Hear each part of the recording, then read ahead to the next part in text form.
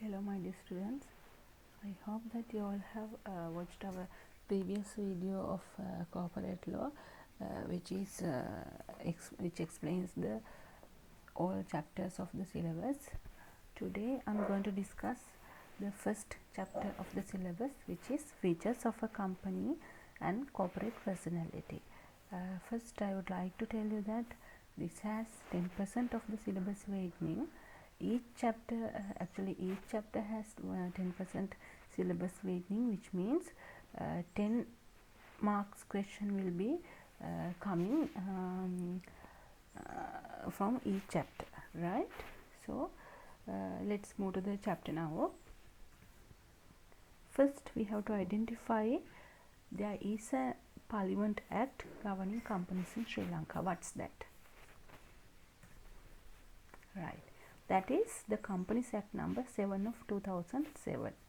Okay, actually this act came into effect in the year 2007. That is why it says number 7 of 2007, right? And earlier we had another Companies Act called as Companies Act number 17 of 1982. So when this 2007 Act came into effect, it repealed the previous Companies Act. What's the previous Companies Act? 1982 Companies Act, right? Not only that act was repealed by this 2007 Act. So basically 2007 Companies Act repealed 3 particular acts in Sri Lanka, right? First one, Companies Act number 17 of 1982. Second one, Companies Special Provisions Law number 19 of 1974. Third one, Foreign Companies Special Provision Law number 9 of 1975, right? And if you are checking the legal basis for this 2007 Act, you will see I have underlined here, this new Companies Act has followed 2 particular acts.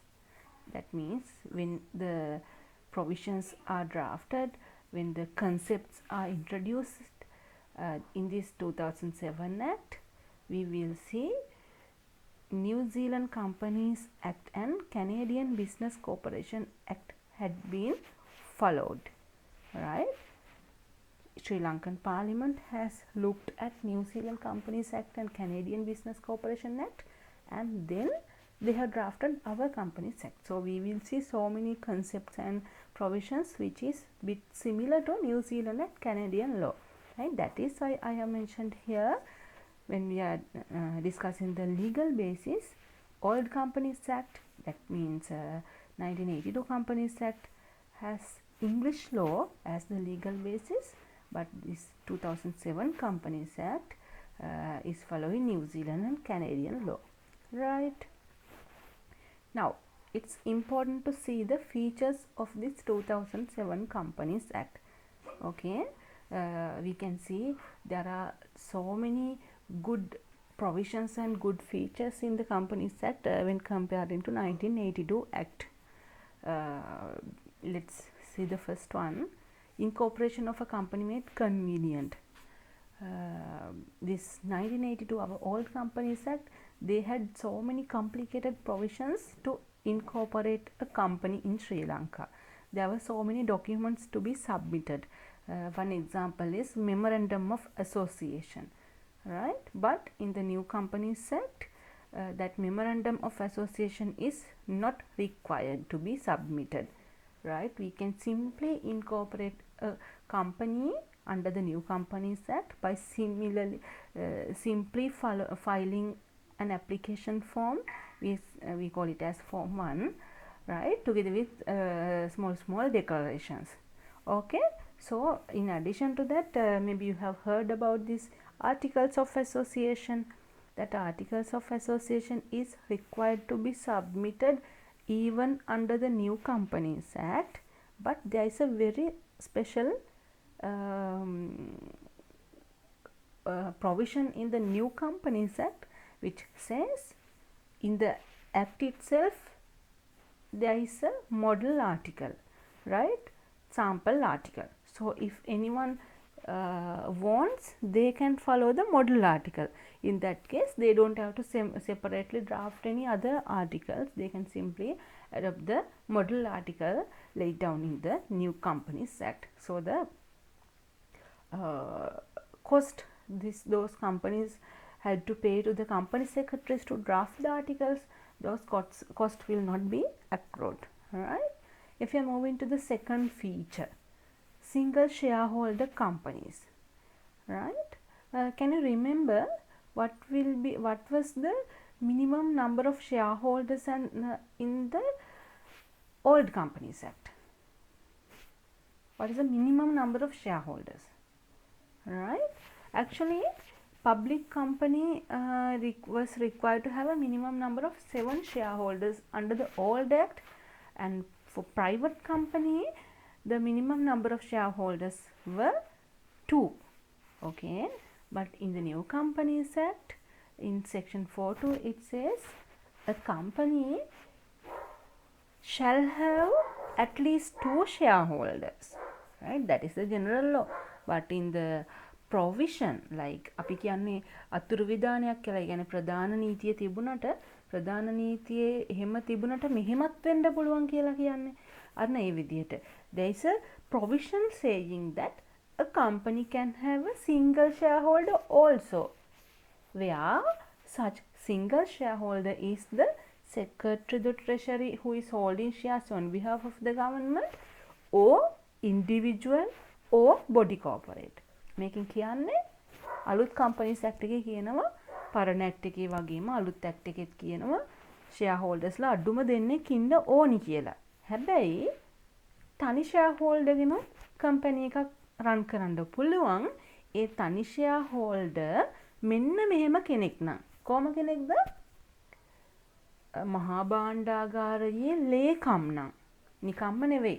මේ මහා භාණ්ඩාගාරයේ ලේකම් ඒ අර කම්පනීගේ shares දරන්නේ ශ්‍රී ලංකා ආණ්ඩුව වෙනුවෙන් නම්. ඔන්න එහෙමනම් මේ මහා භාණ්ඩාගාරයේ ලේකම්ට තනි ෂෙයා හෝල්ඩර් කෙනෙක් විදිහට කම්පනීගේ ෂෙයාර්ස් දරන්න පුළුවන්. අර උඩින් කිව්වට මිනිමම් නම්බර් එක 2යි කියලා ඒක මෙයාට අදාළ වෙන්නේ නැහැ.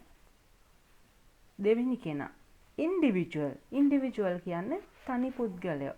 We all are individuals, right? තනි පුද්ගලයෙක්ටත් පුළුවන් තනියම ෂෙයාර්ස් දරන්න. එයා සිංගල් ෂෙයා හෝල්ඩර් කෙනෙක්. ඒතර සිංගල් ෂෙයා හෝල්ඩර් කෙනෙක් හිටියට කමක් නැහැ කියනවා අලුත් ඇක්ට් එකේ. සහ තුන්වෙනි කැටගරි එක තමයි බොඩි කෝපරේටිව් කියන්නේ කම්පනීස් බේසිකලි. කෝපරේට් බොඩි එකක් කියන්නේ නෛතික පුද්ගලභාවයේ තියෙන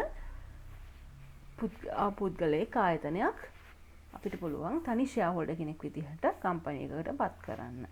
Right? That is a very important feature in the New Companies Act, because the single shareholder companies were not allowed in the old Companies Act. Right? Third feature, simplified internal operating procedures.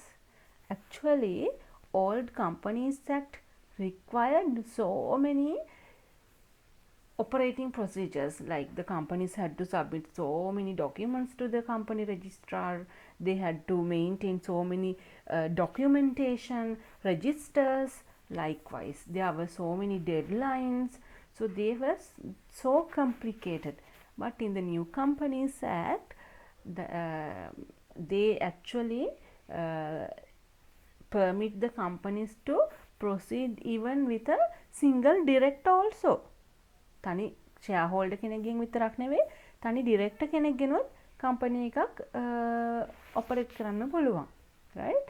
In addition to that, you know, private limited companies, they are very like those private limited companies basically run within the family or within friends. පොඩි companies, ලොකු companies ගොඩක් වෙලාට PLC companies කිව්වම අපි දන්නවා stock market එකේ list වෙලා මුළු රටේම මිනිස්සුන්ට ෂෙයාර්ස් ඔෆර් කරනවා. එහෙම නෙවෙයි. ප්‍රයිවට් කම්පනීස් කියලා අපි ගොඩක් වෙලාට කියන්නේ මේ පොඩියට පටන් ගන්න මිතුරන් අතරේ පවුලේ කට්ටිය අතර විතරක් පටන් ගන්න ගොඩක් වෙලාවට. මෙන්න මේ කම්පනීස් වලට ලොකුවට ප්‍රොසීජර්ස් අවශ්‍ය නැහැනේ. මේගොල්ලන්ට කියලා තියෙනවා විශේෂයෙන්ම පානතේ 31 වෙනි වගන්තිය, කම්පනීස් ඇක්ට් එකේ 31 වෙනි වගන්තිය කියනවා මේ ප්‍රයිවට් කම්පනීස් වලට මෙන්න මේවා අත්‍යවශ්‍ය නැහැ අනුගමනය කරන්න. උදාහරණයක් විදිහට පොලි ලේඛනයක් ෂෙයා හෝල්ඩර් කෙනෙක්ට කම්පැනි එකකින් ණයක් දුන්නාම ඒ ගන්න පොලි පිළිබඳව රෙකෝඩ් එකක් තියන්න ඕන. මේ ඉන්ට්‍රස්ට් රෙජිස්ටර් එක අවශ්‍ය නැහැ කියනවා ප්‍රයිවට් කම්පනීස් වලට. ඔන්න ඉන්ටර්නල් ඔපරේටින් ප්‍රොසීජර් එක මොකද කරේ? සිම්ප්ලිෆයි කරා. right? This is a very good feature in the new companies act. And also simplified formal procedures. I will take one example, capital reduction. If there is a company which has faced to so many financial problems, now the company can't run further without reducing their capital. They want to without closing the company, they want to run by not in a large scale, so they can reduce their capital, right? Earlier there were so many approval procedures and the formal procedures available for a company to reduce the capital. And also when they want to amalgamate with another company, it was compulsory to get a court approval. උසාවි නියෝගයක් ඕන වුණා. හැබැයි අලුත් පනත යටතේ මේ උසාවි නියෝගයක් විශේෂ අවසර වලින් තොරව capital reduction amalgamation කරන්න පුළුවන්. කියන්නේ මේ formality එක ගොඩක් simplify කරලා තියෙනවා, right?